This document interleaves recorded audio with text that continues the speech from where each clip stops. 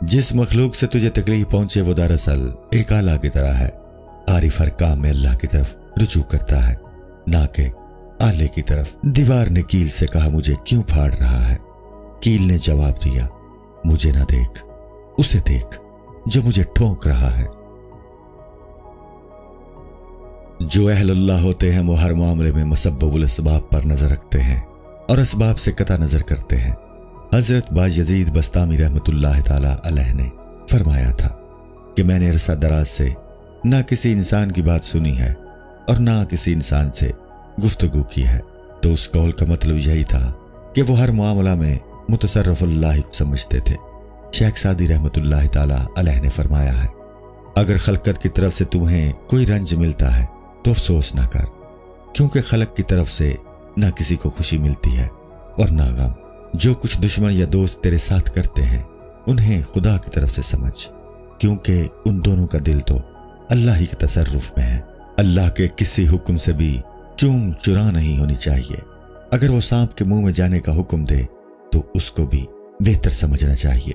Israel अलैहिस्सलाम ने फरमाया, मैं अल्लाह का एक आला हूं, किसी पर रहम करने का हुक्म होगा तो रहम करूंगा और अगर कहर का हुक्म होगा तो कहर करूंगा। जमीन की राय मुनासिब न थी तो हजरत इज़राइल अलैहिस्सलाम मट्टी को इस तरह ले गए जिस तरह बगोड़े बच्चे को मकतब में ले जाया जाता है। हजरत इज़राइल अलैहिस्सलाम को जब अल्लाह ने मलकुल मौत बनाया तो उन्होंने अर्ज किया कि जिन जानदारों की रूह कब्ज करूंगा वो मुझसे बुग़्ज़ करेंगे और मुझे अपना दुश्मन समझेंगे, तो ये बात आप मेरे लिए क्यों पसंद करते हैं? अल्लाह ने फरमाया कि मैं मौत के असबाब पैदा कर दूंगा तो लोग उनको देखेंगे, तेरी तरफ से लोगों की निगाहें हट जाएंगी। हजरत इज़राइल अलैहिस्सलाम ने अर्ज किया, ये तो दुरुस्त है कि अवाम की निगाह असबाब पर होती है, लेकिन खासाने खुदा भी तो हैं जो असबाब को नहीं देखते। वो लोग ये जानते हैं कि दवा में तासीर है, लेकिन जब वो असर ना करे तो फिर ये फेले खुदाबंदी ही है।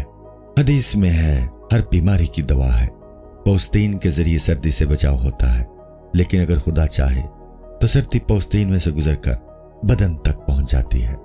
कज़ाए खुदाबंदी के खिलाफ हर दवा बेकार साबित हो जाती है।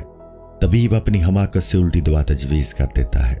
अहले बसीरत असबाब से धोखे में नहीं पड़ते। अल्लाह ने फरमाया, तू भी तो एक सबब ही है। अहले बसीरत तुमको भी एक सबब ही समझेंगे।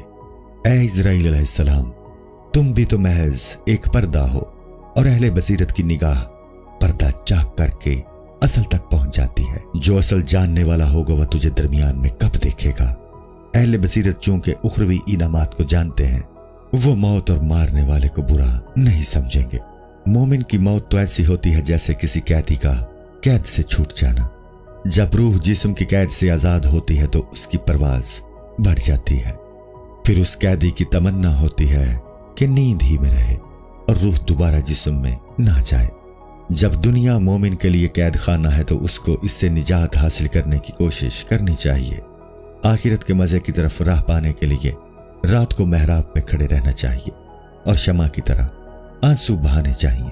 अल्लाह ताला की तरफ से जब दीनवी नेमतों का इत्तेमाम है तो उखरवी नेमतें भी तैयार हो रही है। उखरवी नेमतों तक पहुंचने का जरिया इंसान की तलब और जुस्तजू है, और ये तलब और जुस्तजू भी खुदा खुद ही इनायत करता है, क्योंकि हर तालिब के लिए एक मुनासिब मतलूब होना चाहिए। और तू अपनी तलब में इजाफा करके सिर्फ जात को तलब कर, ताकि तू मरे तो लोग तुझे मुर्दा समझे और तू अपने आप को अबदी जिंदगी के साथ जिंदा समझे।